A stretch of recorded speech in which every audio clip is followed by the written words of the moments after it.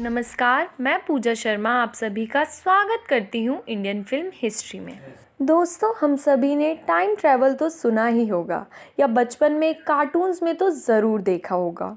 कुछ लोग इसे सच मानते हैं तो कुछ के हिसाब से ये काल्पनिक है, पर जो इसे सच मानते हैं वो ऐसा क्यों सोचते हैं, इसके बारे में है हमारी आज की वेब सीरीज़ JL50। JL50 की कास्ट की बात की जाए तो इसकी कास्ट बेहद ताबड़तोड़ है। यानी इसकी कास्ट में अभय देओल उर्फ शांतनु, पुजारनी घोष जो कि इस मूवी में शांतनु की बीवी प्रिया का किरदार निभा रही हैं। इसके साथ ही मूवी में हमें नज़र आ रहे हैं पंकज कपूर उर्फ प्रोफेसर दास, मृणाल मुखर्जी उर्फ पार्थो मुजुमदर, रितिका आनंद उर्फ बीहू घोष, विश्वजीत चंद्र मित्रा यानी डॉक्टर चंद्रा और राजेश शर्मा जी उर्फ गौरंग। मूवी की कास्ट सुनकर आपको सच में लगा होगा कि मूवी की कास्ट बेहद ताबड़तोड़ है। तो चलिए फिर शुरू करते हैं इस सीरीज़ की कहानी को। सीरीज़ की शुरुआत होती है कुछ बच्चों के प्लेग्राउंड में खेलते हुए और एक प्लेन ठीक उनके सर के ऊपर से गुजरता है जो किसी चीज़ से टकराकर ब्लास्ट हो जाता है। साथ ही शहर में एक प्लेन मिसिंग रिपोर्ट होती है जिसके लिए CBI को बुलाया जाता है, जिसको हेड करते हैं हमारे लीड अभय देओल उर्फ शांतनु और उनके दोस्त गौरंग। क्रैश साइट पर पहुंचकर पता चलता है कि केवल 2 लोग ही सरवाइव कर पाए हैं और ये भी पता चलता है कि जिस मिसिंग प्लेन की वो तलाश कर रहे थे ये वो प्लेन नहीं है। ये है फ़्लाइट JL50, ना कि AO26।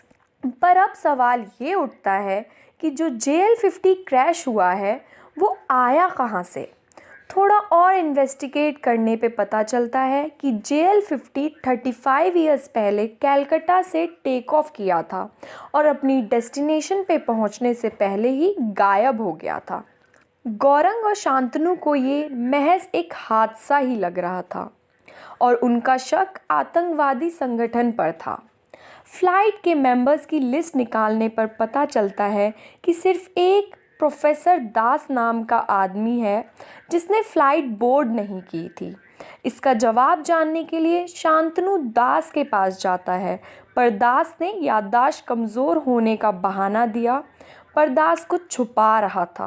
वो शांतनु को जाते ही घबराता हुआ अपने घर जाता है और काफ़ी सारी फाइल्स को जला देता है। कुछ टाइम बाद शांतनु को पता चलता है कि AO26 फ़्लाइट को ABA के हेड पार्थो मुजुमदार, जो कि जेल में सज़ा काट रहा है, उसके कहने पर हाईजैक कर लिया है। दोस्तों, ABA एक ऑर्गेनाइजेशन है जो वेस्ट बंगाल को इंडिया से अलग कर बांग्लादेश से मिलाना चाहती थी और कई हमले अक्सर करती है। नेक्स्ट सीन में शांतनु की स्टोरी सामने आती है कि वो एक अनाथ है जिसने अकेलेपन में अपनी ज़िंदगी बिताई है और शांतनु की बीवी प्रिया भी अब उसके साथ नहीं रहती है और जल्द ही उनका तलाक होने वाला है। कुछ समय बाद शांतनु उन 2 सर्वाइवर्स में से एक, जो कि प्लेन की पायलट थी पीहू, उससे मिलने जाता है। दूसरी सर्वाइवर अब भी होश में नहीं है। पीहू शांतनु को बताती है कि प्लेन हाईजैक हुआ था और आतंकी ने कॉकपिट में आकर उसके को पायलट अभिजीत को मारा। फिर पीहू से उसी डायरेक्शन में प्लेन चलवाया जहां वो चाहता था और एक हाइट पर पहुंचकर प्लेन आउट ऑफ कंट्रोल हो गया और उसके आगे उसे कुछ याद नहीं। पीहू की बात सुनकर शांतनु को सब बकवास लगता है क्योंकि प्लेन 35 इयर्स पहले टेक ऑफ किया था और अगर मान भी ले तो इस हिसाब से पीहू की उम्र 60 साल होनी चाहिए, पर पीहू अब भी 25 की लग रही थी। शांतनु गौरंग को कन्विंस करता है कि ये सब एक ट्रैप है और जो लड़की खुद को पायलट बता रही है वो पीहू नहीं, कोई बहरूपिया है। शांतनु अपने कनेक्शन से पीहू के घर जाता है। वहाँ पता चलता है कि पीहू के घर वाले उसे घर को छोड़कर कई साल पहले जा चुके हैं, पर पड़ोस में बात करने के बाद एक आदमी मिलता है जो पीहू के साथ स्कूल में था। वो आदमी करीब 60 साल का था। वो बताता है कि पीहू की शादी आर्मी ऑफिसर देव से होने वाली थी, पर शादी के लिए 14 दिन पहले एक हमले में देव मारा गया और पीहू भी प्रेग्नेंट थी और प्रेगनेंसी के बाद पीहू का बच्चा डेड पैदा हुआ और 1.5 इयर्स बाद ही पीहू की फ़्लाइट हाईजैक हो गई। शांतनु पीहू की तस्वीर मांगता है। वो आदमी एक पुरानी फ़ोटो एल्बम लाता है जिसमें पीहू की तस्वीर देख शांतनु और गौरंग दंग रह जाते हैं, क्योंकि उसकी शक्ल उस सर्वाइवर से पूरी तरह मिलती थी। अगले सीन में शांतनु प्लेन के ब्लैक बॉक्स को यूज़ करता है। रिकॉर्डिंग में एक ही नाम बार बार आ रहा था, डॉक्टर चंद्रा। शांतनु मुजुमदर से मिलने जाता है, जिसकी रिहाई के चक्कर में AO-26 हाईजैक हुआ, पर वहां जाकर वो मुजुमदर से JL-50 के बारे में पूछता है। 35 इयर्स बाद JL-50 सुनकर मुजुमदर शांत हो जाता है। अगले सीन में दूसरी सर्वाइवर को होश आ जाता है और वो पीहू को मारने जाता है, लेकिन मार नहीं पाता। वो हॉस्पिटल से भाग जाता है और जाते जाते बताता है कि वो डॉक्टर चंद्रा है। चंद्रा की फ़ोटो से शांतनु उसके बारे में और पता लगाता है और उसके घर जाकर काफ़ी कॉन्फिडेंशियल फाइल्स लेकर आता है।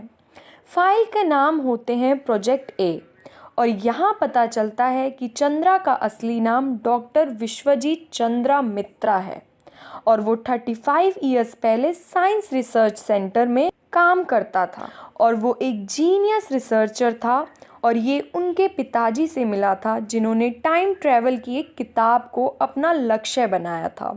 टाइम ट्रैवल की किताब को फॉर्मूले सॉल्व करता करता चंद्रा के पिता मर गए और चंद्रा भी वही कर रहा था, पर एक दिन चंद्रा ने सीक्रेटली 27 इयर्स में टाइम ट्रैवल के कोड को क्रैक किया और एक हाइपोथेटिकल डोर ढूंढता जिसके आर पार टाइम ट्रैवल होता है। शांतनु को चंद्रा के घर जाकर ये भी पता चलता है कि डॉक्टर दास चंद्रा के पार्टनर थे और टाइम ट्रैवल दुनिया को बताने से पहले उनकी फ़्लाइट गायब हो गई।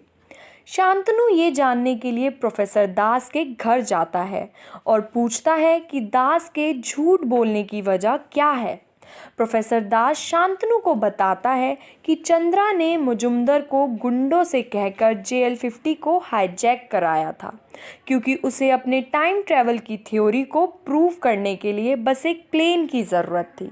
डॉक्टर चंद्रा फ्यूचर में 35 आवर्स आगे जाना चाहता था, पर मिस कैलकुलेशन की वजह से 35 इयर्स हो गया और वो 1984 से 2020 में आ गया।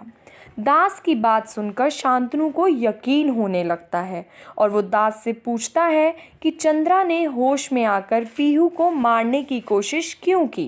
तब दास बताता है कि डॉक्टर चंद्रा के अलावा सिर्फ पीहू ही उस दरवाजे के बारे में जानती थी, इसलिए अब प्रोफेसर शांतनु को पीहू के ज़रिए टाइम ट्रैवल करके 35 इयर्स पहले जाकर इस हाईजैक को रोकने की सलाह देता है, क्योंकि हाईजैक नहीं होगा तो क्रैश भी नहीं होगा। फिर पीहू शांतनु और डॉक्टर दास एक्स प्राइवेट जेट से टाइम ट्रैवल करने निकलते हैं। डॉक्टर दास की मदद से ऐसा मुमकिन भी हो जाता है। शांतनु और डॉक्टर दास वहां जाते हैं जहां मुजुमदर और डॉक्टर चंद्रा की डील हो रही होती है। वो जाते ही वहां गन दिखाता है और काफ़ी देर की मुठभेड़ के बाद मुजुमदर और चंद्रा मारे जाते हैं। वापस आते वक्त डॉक्टर दास और डॉक्टर चंद्रा के कोड वाले पेपर को अपने साथ ले जाने की बात करता है और काफ़ी बहस के बाद शांतनु को एहसास होता है कि डॉक्टर दास का मकसद मदद करना नहीं, बल्कि उस पेपर जिस पे कोड लिखा है उसे 35 इयर्स पहले वाला डॉक्टर दास तक पहुंचना था, ताकि यंग डॉक्टर दास उस कोड को क्रैक करके फ्यूचर में जीनियस बन पाए। और शांतनु ऐसा नहीं होने देता और वो डॉक्टर दास को भी गोली मारकर पेपर को जला देता है। सीज़न के एंड में शांतनु अपने अनाथ आश्रम में जाता है अपने बर्थडे वाले दिन और रात को देखता है कि दो आदमी एक बच्चे को वहाँ रख कर जाते हैं जो कि असल में पीहू के पापा होते हैं। शांतनु को रियलाइज़ होता है कि पीहू ही उसकी माँ है और उसका बच्चा मरा नहीं था। समाज की सोच की वजह से ये अफवाह पीहू के माँ बाप ने फैलाई थी। शांतनु कुछ कह पाता उसके पहले ही 35 घंटे पूरे हो गए थे और शांतनु वापस प्रेजेंट में आ गया। प्रेजेंट में शांतनु एक प्लेन में होता है अपनी वाइफ प्रिया के साथ और फ्लाइट होती है AO26 जो कि प्रेजेंट में हाईजैक नहीं हुई है। और शांतनु एक CBI ऑफिसर नहीं बल्कि एक राइटर है। और शांतनु अब अनाथ भी नहीं, क्योंकि पास्ट में पीहू को ये भी रियलाइज़ हो जाता है कि वो गलत कर रही है और शांतनु को अनाथ आश्रम से ले आती है। शांतनु पीहू और डॉक्टर दास के पास में जाकर मुजुमदर को मारने से अब ना कोई ABA है ना ही JL-50 हाईजैक हुआ और फ्यूचर पूरी तरह से बदल गया था। पर दोस्तों, जाते जाते ये भी दिखाई देता है कि किसी ने उस जले हुए पेपर को उठाया है और उसकी आग को बुझाया है। अब ये आदमी कौन है और इसका उस पेपर को उठाने का क्या रीज़न है, ये हमें सीज़न 2 में पता चलेगा। तो इसके लिए आप हमारे चैनल से जुड़े रहें और अगर आपको हमारी ये वीडियो अच्छी लगी हो तो इस वीडियो को लाइक करें और ज़्यादा से ज़्यादा शेयर करें। और सीज़न 2 की कहानी भी हमारी ज़ुबानी सुनने के लिए हमारे चैनल इंडियन फिल्म हिस्ट्री को सब्सक्राइब करें और बेल आइकन को दबाना ना भूलें।